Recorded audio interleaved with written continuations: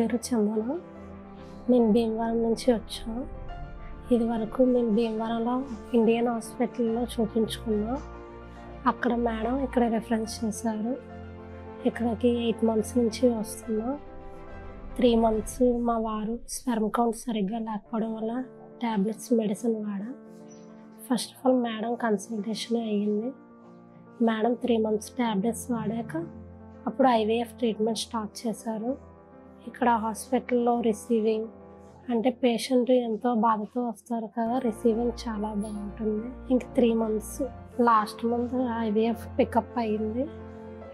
Pickup అయ్యాక first టైమే success అయ్యింది. చాలా హ్యాపీగా ఫీల్ అవుతున్నాం మేము ఇక్కడికి రావడం.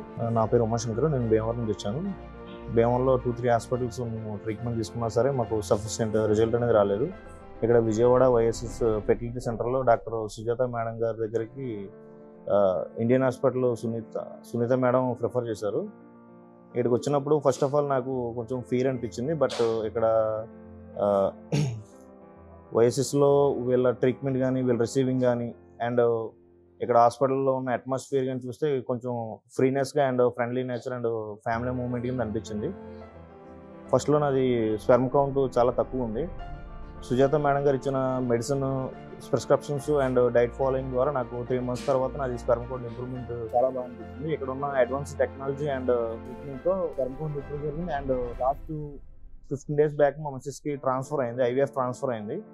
ఇప్పుడు ట్రాన్స్ఫర్ అయ్యి 15 days తర్వాత మళ్ళీ మేము వచ్చి blood test and urine test రిపోర్టుల ద్వారా మాది పాజిటివ్ వచ్చింది. చాలా హ్యాపీగా ఉంది.